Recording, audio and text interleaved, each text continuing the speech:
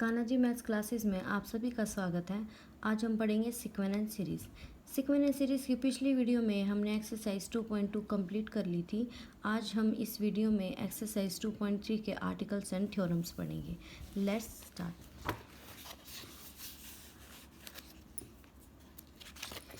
Next आ जाती है हमारे पास मोनोटोनिक सीक्वेंस। मोनोटोनिक सीक्वेंस क्या होती है? A sequence A N is said to be monotonically increasing if A N plus one is strictly greater than equal to A N for all N belongs to N. कोई sequence monotonically increasing कब होगी? जब उसका succeeding elements जो succeeding terms होगी यानी कि बाद वाली वो पहले वाली से क्या चली जाए, बड़ी चली जाए या उसके इक्वल चली जाए। नेक्स्ट हो जाएगा सीक्वेंस को मोनोटोनिकली डिक्रीजिंग कब कहेंगे? जब सक्सीडिंग टर्म क्या हो जाए, less than equal to preceding term के हो जाए। स्ट्रिक्टली मोनोटोनिक में ये हमारे पास देखिए मोनोटोनिकली इंक्रीजिंग में ग्रेटर देन इक्वल टू का निशान आता है, लेकिन अगर स्ट्रिक्टली आ जाए तो स्ट्रिक्टली ग्रेटर देन वाला निशान आ जाएगा। डिक्रीजिंग में स्ट्रिक्टली डिक्रीजिंग वाला। और मोनोटोनिक सीक्वेंस क्या होती है? जो इन चारों में से कोई भी हो, या तो इंक्रीजिंग हो या डिक्रीजिंग हो या स्ट्रिक्टली इंक्रीजिंग हो या स्ट्रिक्टली डिक्रीजिंग हो, तो वो क्या हो जाएगी? मोनोटोनिक सीक्वेंस हो जाएगी। देखिए एग्जांपल्स इनके। जैसे हम बात करते हैं पहले मोनोटोनिकली इंक्रीजिंग की। अगर मैं सीक्वेंस ए एन ले लूँ इस तरह से 1 1 2 2 3 3 4 4 अप टू सो ऑन। देखिए यहाँ पे A1 की वैल्यू 1 है, A2 की वैल्यू 1 है, A3 कितनी है 2, A4 क्या है 2, A5 क्या है 3, A6 क्या है 3 अप टू सो ऑन। देखिए ध्यान से A1 और A2 दोनों इक्वल हैं, लेकिन जो A2 है वो किससे छोटी है? A3 से। वो A4 के इक्वल है, वो किससे छोटी है? A5 से। और ये A6 के इक्वल है, वो किससे छोटी है? A7 से अप टू सो ऑन। तो मैं इस रिलेशन को कंबाइन करूँ तो मैं कह सकती हूँ कि AN प्लस 1 क्या हो जाएगा? Greater than equal to AN हो जाएगा for all n belongs to natural number n। ये क्या हो जाएगी हमारे पास में? Monotonically increasing. This is monotonically increasing sequence. ठीक है, अब आ जाती है मोनोटोनिकली डिक्रीजिंग सीक्वेंस। AN अगर मैं लेके चलूँ 1 1 1/2 1/2 1/3 1/3 1/4 1/4 अप टू सो ऑन। देखिए A1 की वैल्यू 1 है, A2 की भी 1 है, A3 की 1/2, A4 की 1/2, A5 1/3 up to so on. देखिए A1 और A2 तो इक्वल हैं, लेकिन A2 बड़ा है किससे? A3 से। A3 A4 इक्वल है, लेकिन A4 बड़ा है किससे? A5 से। वो A6 के इक्वल है, लेकिन वो बड़ा है A7 से। तो जब इस रिलेशन को मैं कंबाइन करूँगी तो मैं क्या कह सकती हूँ? AN plus 1 less than equal to AN हो जाएगा for n belongs to all n belongs to n। तो ये क्या हो जाएगी? Monotonically decreasing. ये मेरे पास क्या हो जाएगी? मोनोटोनिकली डिक्रीजिंग सीक्वेंस हो जाएगी, जहाँ पे सक्सीडिंग एलिमेंट्स क्या हो जाएगा? लेस देन इक्वल टू हमारे पास में प्रीसीडिंग हो जाएगा। स्ट्रिक्टली की अगर मैं बात करूँ, strictly increasing, strictly monotonically increasing sequence. अगर यहाँ पे AN को लेते हैं हम n के इक्वल। देखिए जब इसको खोल लेंगे 1 2 3 4 5 up to so on, clearly साफ पता चल रहा है पीछे वाली जो टर्म है वो पहले वाले टर्म से स्ट्रिक्टली बड़ी है, तो ये क्या हो जाएगी? Strictly increasing. अगर मैं डिक्रीजिंग की बात करूँ कि स्ट्रिक्टली डिक्रीजिंग क्या होगी, अगर मैं AN सीक्वेंस लेके चलती हूँ -n, तो ये क्या हो जाएगी? देखिए -1 -2 -3 अप टू सो ऑन। साफ पता चल रहा है कि जो बाद वाली टर्म है वो स्ट्रिक्टली छोटी है किससे? AN से। तो ये क्या हो जाएगी? स्ट्रिक्टली डिक्रीजिंग सीक्वेंस हो जाएगी हमारे पास। नेक्स्ट है थ्योरम है हमारे पास, this is called monotone convergence theorem. Monotone convergence theorem क्या कहती है? कि prove that a monotonically increasing sequence AN, कोई मोनोटोनिकली इंक्रीजिंग सीक्वेंस AN है विच इज़ बाउंडेड अबव, जो बाउंडेड अबव है वो कन्वर्स करती है किस पर? अपने लिस्ट अपर बाउंड पर। पहले मैं लिस्ट अपर बाउंड और ग्रेटेस्ट लोअर बाउंड की डेफिनेशंस क्लियर कर देती हूँ आपको। देखिए अब मैं कोई सीक्वेंस उठा के लेके चल रही हूँ, सीक्वेंस पे बता एग्जाम मैं क्लियर करवा देती हूँ आपको। ये लेट कर लेते हैं, सीक्वेंस ले लेते हैं 1/n। ठीक है, तो इसके एलिमेंट्स कैसे जाएंगे? 1 1/2 1/3 1/4 1/5 अप टू सो ऑन। देखिए और अगर मैं limit n tends to infinity करूँ, AN की वैल्यू क्या हो जाएगी? Limit n tends to infinity 1 by में n यानी कि 0। यानी मैं कह सकती हूँ कि ए एन जो हैं किस किस के बीच में लाई कर रहे हैं, 0 और 1 के बीच में लाई कर रहे हैं। अब देखिए मैं यहाँ पे क्या लेके चलती हूँ, अपर बाउंड, यानी कि वो नंबर जो क्या है सभी के सभी टर्म से बड़े हैं। देखिए यहाँ से A N less than equal to 1, equal to क्यों लगाया, क्योंकि फर्स्ट टर्म 1 है, 1 से क्या है सभी छोटी जाएंगी, और वो किससे छोटा है, 2, 3, 4, 5 अप टू सो ऑन, यानी जो अपर बाउंड्स हैं वो 1 से लेके इन्फिनिटी तक अपर बाउंड्स हैं। जो इसके अपर बाउंड्स क्या होते हैं कि जिनसे सभी टर्म्स की सीक्वेंस की सभी टर्म क्या चली जाए, छोटी चली जाए, वो नंबर कौन से हैं, 1 से लेके इन्फिनिटी तक है। ठीक है, उन अपर बाउंड्स में सबसे छोटा नंबर कौन सा है, 1। तो यानी कि 1 को मैं लिस्ट अपर बाउंड बोल सकती हूँ। पहली कंडीशन क्या कि 1 को या कोई भी नंबर u ले लो, यहाँ पे 1 है, मैं जनरली लेके चलती हूँ u ले लेती हूँ मैं, u को लिस्ट अपर बाउंड कहेंगे किसी भी सीक्वेंस an का। पहली कंडीशन क्या कि an की जितनी भी टर्म्स हैं वो सभी के सभी u से क्या होनी चाहिए, छोटी होनी चाहिए। सिर्फ एक टर्म बराबर जा सकती है, बाकी सभी टर्म्स क्या होनी चाहिए, छोटी होनी चाहिए। सेकेंड थिंग कि अगर मैं कुछ u में से माइनस कर दूँ, कोई भी नंबर अगर मैं u में से माइनस कर दूं, तो फिर वहाँ पे वो किसी न किसी टर्म से क्या चला जाएगा, छोटा चला जाएगा। For some n belongs to n के लिए।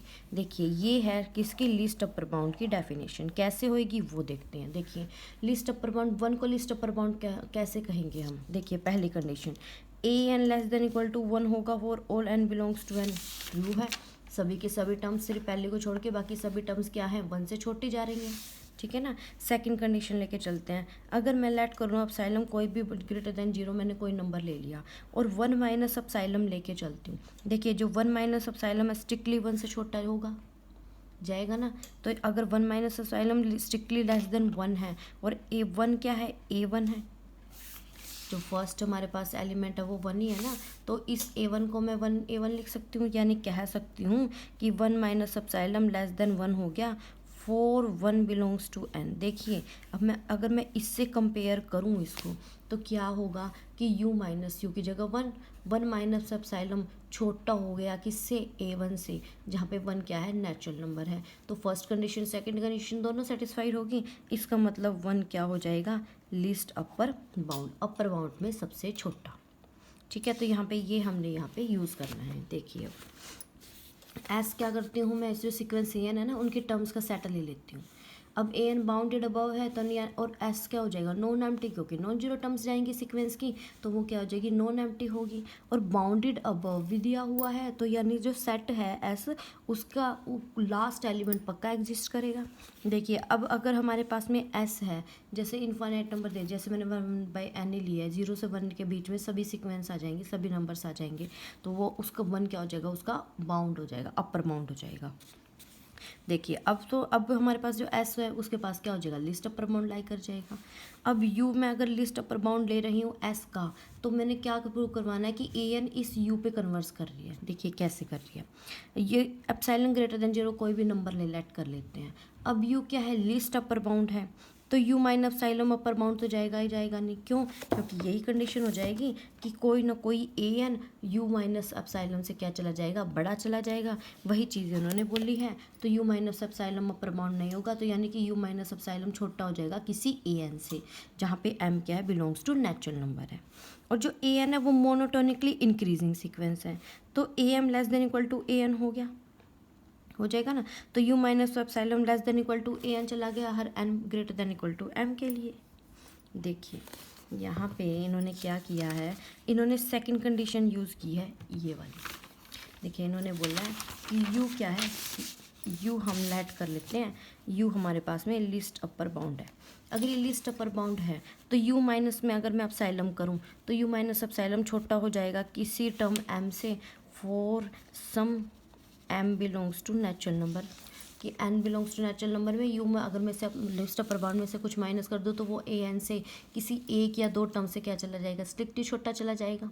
और जो a n सीक्वेंस है ये क्या है, मोनोटोनिकली इंक्रीजिंग है। मोनोटोनिकली इंक्रीजिंग सीक्वेंस होगी। तो यानी मैं कह सकती हूँ कि A M less than equal to A N होगा for N greater than equal to M के लिए। देखिए अब एम क्या है, छोटा है एन से, तो ए एम भी क्या होगी, छोटी होगी ए एन से। जैसे कि हम लेके चलते हैं ना, A two less than A three है जहाँ पे टू लेस देन थ्री है। A four less than A six होगा जहाँ पे फोर लेस देन सिक्स है। तो ये मोनोटोनिकली इंक्रीजिंग यही तो देती है। तो एन लेस देन एम के लिए, एन ग्रेटर देन एम के लिए A M less than equal to क्या हो जाएगा, ए एन हो जाएगा। और ए एम किससे छोटा है, यू माइनस अपसाइलम से बड़ा है। तो वो यहाँ से मैं कह सकती हूँ U minus epsilon strictly less than M, strictly less than equal to A N यहाँ से। लेकिन ये किसके लिए, for all M less than equal to N. बस मैंने एम और एन को आगे पीछे कर दिया कि M less than equal to N के लिए। यानी कि यू माइनस अपसाइलम छोटा हो गया किससे, ए एन से, for all M less than equal to N के लिए। मैंने ए एम को स्किप कर दिया, फर्स्ट और थर्ड ले आई, तो यू माइनस अपसाइलम किससे छोटा हो गया, ए एन से। अब देखिए यू क्या है, लिस्ट अपर बाउंड है। इसका मतलब कि जो जितनी भी ए एन है वाली टर्म्स हैं वो सभी के सभी क्या हो जाएंगी, यू से छोटी चली जाएंगी for all N belongs to N. By definition जाएंगे ना लिस्ट अपर बाउंड में, तो सभी टर्म्स क्या चली जाएंगी, यू से छोटी है उसके इक्वल। देखिए अब अगर यू से छोटी है तो वो यू प्लस अपसाइलन से भी पक्का छोटी जाएगी, क्योंकि यू में कुछ ना कुछ ऐड किया है तो पक्का छोटी जाएगी। तो यहाँ से इन दोनों को मैं इकट्ठा कर लूँ अगर, फर्स्ट एंड सेकेंड, देखिए ये हर n बिलोंग्स टू n के लिए, तो m less than equal to n के लिए भी पक्का होगी। तो मैं कह सकती हूँ कि u minus epsilon less than n less than u plus epsilon for all m less than equal to n, कि हर m less than equal to n के लिए मेरे पास क्या होगा, A N U minus epsilon और u प्लस अपसाइलम के बीच में लाई करेगा। यानी मैं कह सकती हूँ minus epsilon less than A N minus U less than epsilon for all m less than equal to n। तो यहाँ से मैं कह सकती हूँ A N minus U less than epsilon हो गया for all N greater than equal to M. बस यहाँ पे उल्टा किया, देखिए ध्यान से कि ए एन माइनस यू हमेशा क्या हो जाएगा, लेस देन अपसाइलम होगा हर N greater than equal to M के लिए। इसका क्या मतलब है कि ए एन कन्वर्स कर रहा है किस पर, यू पर, बाय डेफिनेशन। ये थी आपकी थ्योरम। बस इस क्या किया है, यहाँ पे जो लिस्ट अपर बाउंड की डेफिनेशन है ना वो लेके चले हैं कि U minus epsilon A M से छोटा हो जाएगा कुछ एम के लिए, और मोनोटोनिकली इंक्रीजिंग है तो ए एम तो छोटी जाएगी एन के लिए जहाँ पे M less than equal to N है। तो यहाँ से यू माइनस अपसाइलम किससे छोटा हो जाएगा, ए एन से छोटा जाएगा हमारे पास। लेकिन अब यू लिस्ट अपर बाउंड है तो ए एन तो पहले ही यू से छोटा है, यू से छोटा है तो यू प्लस अपसाइलम से भी छोटा हो गया। देखिए इन दोनों को कलेक्ट करूँगी तो यहाँ से यू ए एन किसके बीच में लाई कर गया, यू माइनस अपसाइलम और यू प्लस अपसाइलम से, वहाँ से यू माइनस करके मॉडुलस लेके हमारे पास में कन्वर्जेंट सीक्वेंस आ जाएगी। नेक्स्ट आता है हमारे पास ग्रेटेस्ट लोअर बाउंड। देखिए अभी जो सीक्वेंस मैंने आपको कर बताई थी ये वाली, वो 0 और 1 से के बीच में लाई कर रही है। देखिए अब जो ए एन है वो 0 से बड़ी है, वो -1 से बड़ा है, वो -2 से बड़ा होगा, जाएगा ना अप टू -इन्फिनिटी। यानी कि अगर इसके मैं लोअर बाउंड लेके चलूँ ए एन की तो वो -इन्फिनिटी से 0 है, और -इन्फिनिटी से 0 के बीच में सबसे बड़ा ये बोलते हैं क्या, ग्रेटेस्ट लोअर बाउंड। कि जो लोअर बाउंड है ना उनमें सबसे बड़ा कौन सा है, सबसे बड़ा क्या है हमारे पास में 0 है, तो 0 क्या हो जाएगा, ग्रेटेस्ट लोअर बाउंड। कि लोअर बाउंड्स में सबसे जो बड़ा होगा वो greatest lower bound. Greatest lower bound की डेफिनेशन क्या होती है, ग्रेटेस्ट लोअर बाउंड को अगर मैं एल ले लूँ, पहली कंडीशन कि सीक्वेंस के सभी एलिमेंट्स एल से क्या होने चाहिए, बड़े होने चाहिए for all N belongs to N. एक बराबर में जाना चाहिए, बाकी सारे क्या होने चाहिए, बड़े होने चाहिए। सेकेंड थिंग कि अगर मैं एल में कुछ ना कुछ ऐड कर दूँ, कुछ ना कुछ ऐड किया है तो ए एन की एक टर्म उससे छोटी चली जाएगी for some N belongs to natural number. देखिए जैसे कि यहाँ पे हमारे पास में ए एन लेके चले थे, ए एन कौन सी थी, ए एन हमारे पास जो सीक्वेंस थी वो क्या थी, 1/n। ग्रेटेस्ट लोअर बाउंड क्या था, 0। ठीक है, तो अब यहाँ पे देखिए ध्यान से, 0 जो हमारे पास में अपसाइलम है, अपसाइलम ग्रेटर देन 0 जाएगा ना, तो 0 प्लस अपसाइलम ग्रेटर देन 0 होगा ही होगा। देखिए अब अपसाइलम ग्रेटर देन हमारे पास में 0, और 0 क्या है मेरे पास में, ए एन। देखिए जो सीक्वेंस हम लेके चले थे ना, एन टेंड्स टू इन्फिनिटी पे वो 0 दे रहा था, तो एन टेंड्स टू इन्फिनिटी पे यहाँ पे जो लिमिट अगर मैं लगाऊँ कि limit N tends to infinity, A N वाली जो टर्म है वो क्या आ गई, उस 0 प्लस अपसाइलम से क्या चली गई, छोटी चली गई। गई ना एक टर्म, बेशक वो term n tends to infinity वाली है, लेकिन एक तो टर्म चली गई ना, तो वो क्या हो जाएगा हमारे पास में, जीरो क्या हो जाएगा, ग्रेटेस्ट लोअर बाउंड हो जाएगा। कि अगर ग्रेटेस्ट लोअर बाउंड में कुछ ऐड कर दें तो ए सीक्वेंस की एक या दो या कुछ टर्म क्या चली जाएंगी, उससे छोटी चली जाएंगी, वरना सारी उससे बड़ी रहेंगी। ये है ग्रेटेस्ट लोअर बाउंड की डेफिनेशन। सेम इसका सेकंड पार्ट जो है उसमें क्या बोल रहा है वो, कि कोई मोनोटोनिकली डिक्रीजिंग सीक्वेंस है जो बाउंडेड बिलो है, तो वो ग्रेटेस्ट लोअर बाउंड पर कन्वर्ट्स करेगी। देखिए एस कोई हमारे पास में A1 A2 A3 up to AN up to so on, ये हम कोई से क्या करते हैं, सीक्वेंसेस का टर्म्स का सेट ले लेते हैं। AN बाउंडेड बिलो है और नॉन एम्प्टी होगा, बाउंडेड बिलो सेट है, तो ग्रेटेस्ट लोअर बाउंड पक्का जाएगा इसके पास। अब मैं लेट कर लेती हूँ L क्या है, ग्रेटेस्ट लोअर बाउंड है, ठीक है। AN कन्वर्स करवाना है L पर। अब साइलम ग्रेटर देन जीरो लेके चलते हैं। देखिए L ग्रेटेस्ट लोअर बाउंड है, तो L प्लस अब साइलम लोअर बाउंड नहीं रहेगा, नहीं रहेगा ना। यहाँ पे क्या होएगा, अगर L हमारे पास ग्रेटेस्ट लोअर बाउंड है तो वो AM जो होगी वो L प्लस अपसाइलम से किसी ना किसी एक टर्म, कम से कम भी एक टर्म क्या चली जाएगी, उस L प्लस अपसाइलम से क्या चली जाएगी, छोटी चली जाएगी। देखिए सारी डी ग्रेटेस्ट लोअर बाउंड है, तो इसका मतलब क्या होगा कि सभी के सभी टर्म्स तो क्या जाएंगी, L से बड़ी होनी चाहिए, लेकिन अगर मैं L में कुछ ऐड कर दूँ तो कुछ टर्म्स उससे छोटी चली जाएंगी।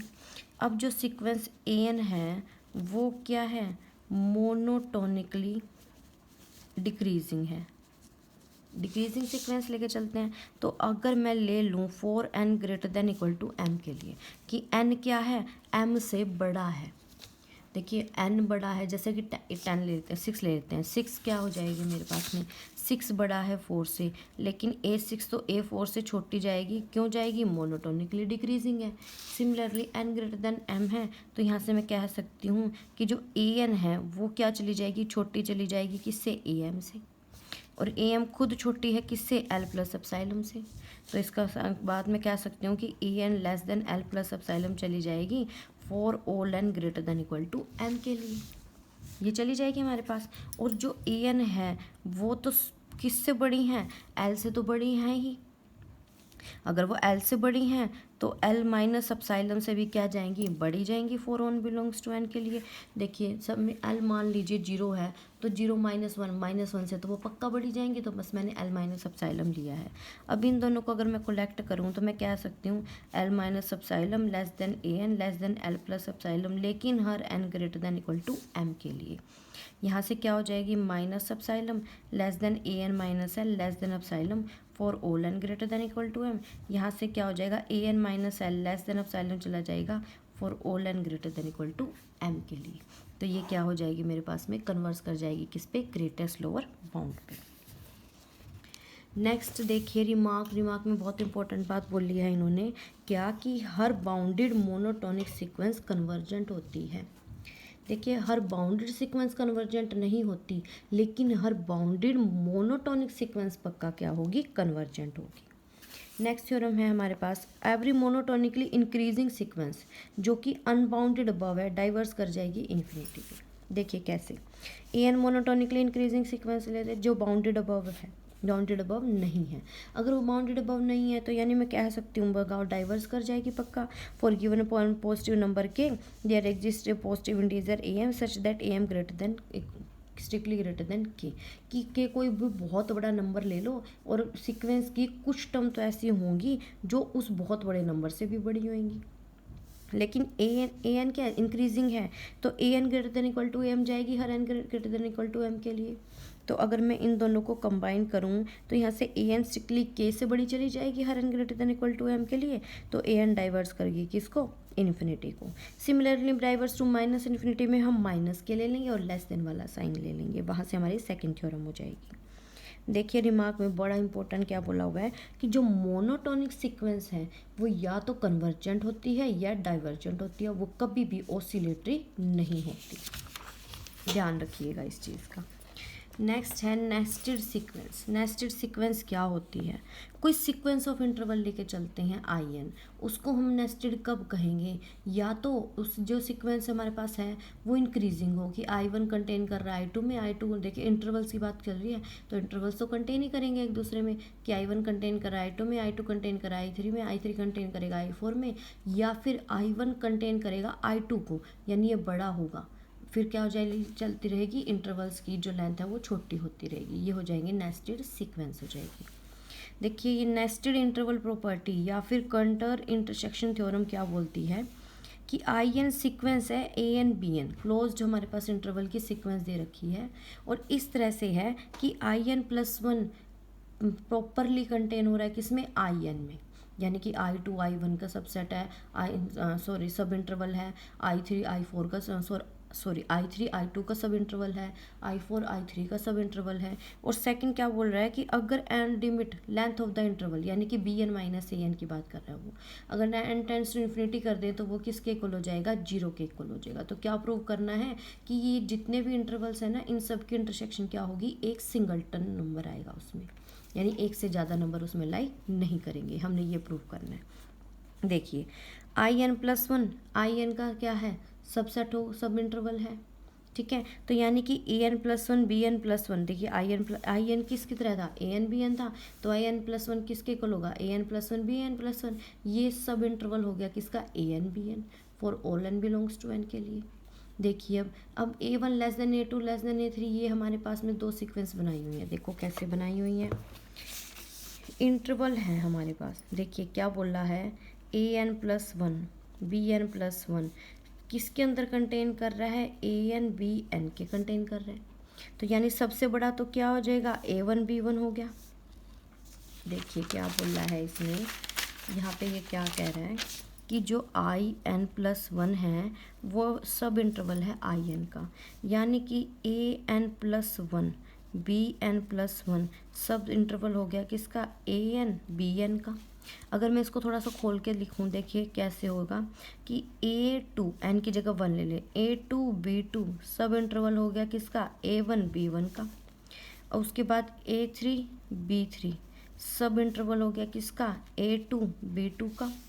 इस तरह अगर मैं लेके चलूँ तो ए एन बी एन ये सब इंटरवल हो गया किसका, A N minus one B N minus one का, ठीक है ना। और वहाँ से मेरे पास last A N plus one B N plus one subinterval हो गया ए एन बी एन का। देखिए ध्यान से, अब अगर मैं इन सब को जोड़ूँ, इन सबको ऐड करके लिखूँ तो मैं क्या कह सकती हूँ कि ए एन जो ए वन है और जो बी वन है वो सुपर सेट हो गया, सब सुपर इंटरवल हो गया किसका, ए टू बी टू का, और वो सुपर इंटरवल हो गया किसका, ए थ्री बी थ्री का। यानी कि ये सभी के सभी क्या कर रहे हैं, छोटे होते जा रहे हैं। अगर मैं इसको रियल लाइन पे दिखाऊं तो ये ए वन इंटरवल, ये बी वन इंटरवल, देखिए ये ए टू इंटरवल, ये बी टू, ये ए थ्री, ये बी थ्री, क्योंकि छोटे होते जा रहे हैं।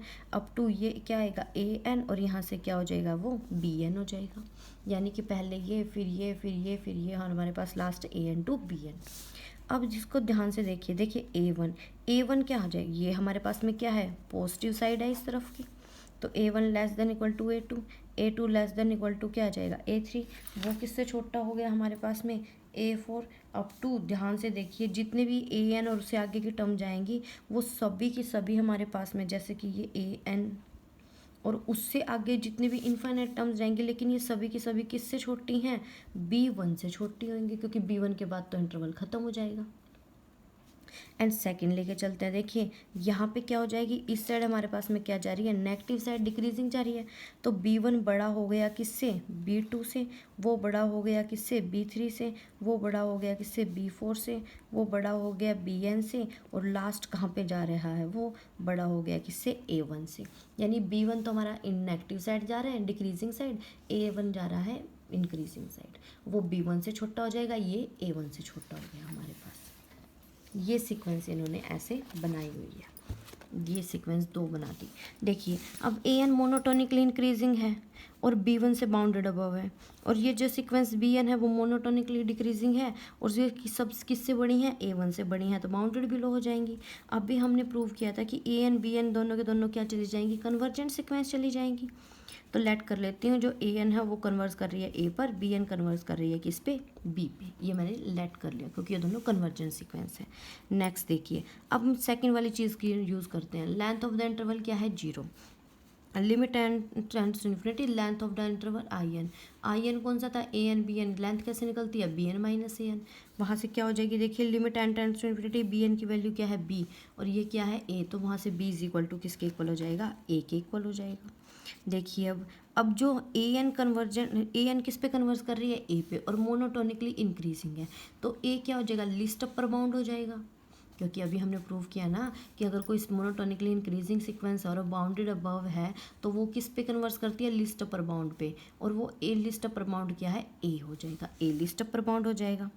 ठीक है, और एज वेल एज देखिए अब ध्यान से, जो ए है हमारे पास वो AN का तो क्या चला जाएगा, लिस्ट अपर बाउंड चला जाएगा, लेकिन BN का क्या चला जाएगा, ग्रेटेस्ट लोअर बाउंड चला जाएगा। ठीक है ना, क्योंकि AN तो क्या है, इंक्रीजिंग है, BN क्या है, डिक्रीजिंग है। तो यहाँ से अगर मैं इन दोनों को कंबाइन करूँ, देखिए ध्यान से, जो दो सीक्वेंस में लेके चल रही थी ना, अगर मैं इन दोनों को कंबाइन करूँ तो देखिए क्या बनेगा कि मेरे पास जो B1 है, यहाँ से तो ये हमारे पास में क्या आ जाएगा, B1 आ जाएगा। अगर मैं उठा ये तो सभी A1 से छोटी हैं, ये सभी A1 से क्या है, बड़ी हैं, यानी A1 क्या है, इनसे छोटा आ रहा है। तो ये सारे के सारे किस में लाई कर रहे हैं, देखिए ये सभी के ये तो सारी टर्म्स हमारे पास में क्या आ जाएंगी, A1 से बड़ी हैं, तो इसका लिस्ट अपर बाउंड क्या आ जाएगा, क्या लिया हमने, B लिया है। लेकिन ये सभी के सभी क्या है, A1 से बड़ी हैं, तो इसका ग्रेटेस्ट लोअर बाउंड क्या आ जाएगा, वही हमारे पास में B आ जाएगा। यानी BN सीक्वेंस का ग्रेटेस्ट लोअर बाउंड वही B1 यानी कि वो B, और यहाँ पे लिस्ट अपर बाउंड क्या आ जाएगा, B1 यानी कि B। तो सेम हो जाएगा, यानी BN सीक्वेंस का तो ग्रेटेस्ट लोअर बाउंड और AN का लिस्ट अपर बाउंड। यही वो बोल रहा है कि A जो है वो लिस्ट अपर बाउंड है सीक्वेंस AN का, और साथ में ग्रेटेस्ट लोअर बाउंड किसका है, BN का है। तो यानी कि जो A है वो AN से तो बड़ा जाएगा, BN से क्या जाएगा, छोटा जाएगा। तो यानी किस में बिलोंग कर गया, IN में बिलोंग कर गया।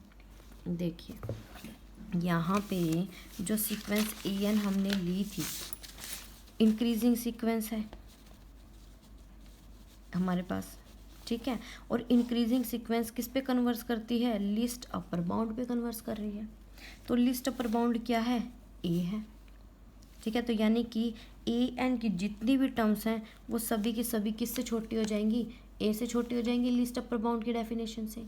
अब ध्यान से देखिए, जो ये AN है वो लिस्ट अपर बाउंड यानी कि इस लास्ट वाले नंबर पे कन्वर्स कर रहे हैं, और ये लास्ट वाला जो नंबर है वो BN का क्या है, सबसे बड़ा नंबर है, तो ग्रेटेस्ट लोअर बाउंड हो जाएगा। तो यानी मैं कह सकती हूँ क्या कि ये जो B और जो BN है वो भी कन्वर्स करेगी किसके ऊपर, A पर कन्वर्स करेगी, क्योंकि A और B दोनों इकट्ठे आए थे हमारे पास, सेम आए थे। अगर वो A पर कन्वर्स कर रही है तो यानी, और A जो है वो क्या है, ग्रेटेस्ट लोअर बाउंड है किसका, इस सीक्वेंस BN का, क्योंकि वो मोनोटोनिकली डिक्रीजिंग सीक्वेंस है। Decreasing sequence greatest lower bound पे लाई कर रही है, और वो ग्रेटेस्ट लोअर बाउंड हमारे पास में क्या है, A है। तो यानी कि जो BN है वो की जितनी भी टर्म्स होंगी वो क्या चली जाएंगी हमारे पास, लेस देन इक्वल टू क्या चली जाएगी, A चली जाएगी। ठीक है, यहाँ से इन दोनों को अगर मैं कंबाइन करूँ तो क्या बनेगी, हम sorry greater than equal to क्या चली जाएगी, A चली जाएगी। ग्रेटेस्ट लोअर बाउंड की बात कर रहे हैं ना, तो BN greater than equal to A चली जाएगी। अगर इन दोनों को कंबाइन करूँ मैं तो देखिए ये क्या बनेगा, AN less than equal to A less than equal to BN, और जो IN है वो क्या है, AN और BN का इंटरवल है। तो इसका मतलब A किस में बिलोंग कर गया, IN के अंदर बिलोंग कर गया। ये हमारे पास में क्या आ जाएगा, लेकिन किसके लिए, for all n belongs to n के लिए, यानी कि हर इंटरवल में एक एक एलिमेंट तो क्या जा रहा है हमारा, कॉमन जा रहा है। ठीक है, एक एक एलिमेंट तो पक्का लाई कर रहा है। अब हमने ये दिखाना है कि वो सिर्फ वही एलिमेंट लाई कर रहा है, दूसरा लाई नहीं कर रहा। यूनिकनेस की बात करते हैं तो लेट कर लेते हैं कि दो एलिमेंट्स लाई कर रहे हैं, A और A', दोनों के दोनों अलग अलग हैं, और इस तरह से है कि A स्टिकली छोटा है किससे, A' से। ठीक है। नेक्स्ट देखिए, अब ए एन जो हमारे पास में ए है, जो ए है आई एन में बिलोंग कर रहा है, और ए डैश भी आई एन में बिलोंग कर रहे हैं ना, ए और ए डैश दोनों आई एन में बिलोंग कर रहे हैं, और ए छोटा है किससे, ए डैश से। तो मैं कह सकती हूँ कि ए और ए डैश ए एन और बी एन के बीच में लाई करेंगे। यहाँ से मैं कह सकती हूँ B N minus A N की जो लेंथ होगी वो स्ट्रिक्टली बड़ी हो जाएगी किससे, ए डैश माइनस ए से। अगर मैं एन टेंस टू इन्फिनिटी करूँ तो limit N tends to infinity B N minus A N तो क्या है, जीरो के इक्वल है। ठीक है ना, अभी मैंने प्रूव करवाया था ये वाली चीज़ कि B N minus A N किसके इक्वल आ गई थी, जीरो के इक्वल आ गई थी ना, क्योंकि दिया हुआ है हमारे पास ये चीज़। अब limit N tends to infinity B N minus A N तो जीरो है, तो अगर मैं इसकी डेफिनेशन लगाऊं कि B N minus A N sequence अगर जीरो को कन्वर्स कर रही है तो कन्वर्जेंट सिक्वेंस की definition for given epsilon greater than zero there exist M belongs to N such that B N minus A N less than epsilon for all N greater than equal to M. और इस epsilon को मैंने let कर लिया modulus A dash minus A, क्योंकि epsilon तो मेरे पे डिपेंड करता है, मैं कुछ भी ले सकती हूँ, तो मैंने ए डैश माइनस ए ले लिया, वैल्यू पुट कर दी, तो B N minus A N less than A dash minus ए। लेकिन वो तो क्या है, स्ट्रिक्टली बड़ा है, तो हमारी सपोजिशन रॉन्ग है, कोई दो अलग अलग एलिमेंट लाई नहीं करते, सिर्फ ओनली ए लाई करेगा, और उनका जो इंटरसेक्शन होगा वो क्या होएगा, सिंगलटन ए। ये है आपकी Cantor intersection theorem. Next remark में वो क्या बोल रहा है कि अगर length of the interval zero को टेंड नहीं कर रही, यानी कि अगर सेकंड वाली कंडीशन गिवन नहीं है, ठीक है, तो वो क्या बोल रहा है, तो जो इंटरसेक्शन होगी वो एक या एक से ज़्यादा हमारे पास पॉइंट को कंटेन कर सकती है। वो कह रहा है अगर सेकंड वाली कंडीशन जो है length of the interval tends to zero, यानी कि limit N tends to infinity length of the interval equal to zero, second condition अगर गिवन नहीं है तो ज़रूरी नहीं है कि सिंगलटन एक या एक से ज़्यादा भी आ सकते हैं। दूसरी में क्या बोल रहा है कि अगर क्लोजनेस की बात कर रहे हैं ना, वो अगर हम यहाँ पे देखिए सीक्वेंस ऑफ क्लोज इंटरवल बोला गया है, अगर मैं ओपन इंटरवल की बात करूँ ना यहाँ पे, तो ओपन इंटरवल में वो जो इंटरसेक्शन होगी वो सिंगलटन हो भी सकती है और नहीं भी हो सकती। ओपन इंटरवल पे कोई रिजल्ट नहीं है, ये थ्योरम सिर्फ और सिर्फ क्लोज इंटरवल पे है, ये चीज़ याद रखिएगा। ये है आपकी थ्योरम्स 2.3 की। आई होप आपको वीडियो अच्छी लगी हो। अगर आपको वीडियो अच्छी लगी है तो प्लीज़ मेरी वीडियो को लाइक करें, मेरे चैनल को सब्सक्राइब करें, और प्लीज़ इसे शेयर कीजिएगा ताकि ये नीडी से नीडी बच्चे तक भी पहुंच सके। Thank you so much.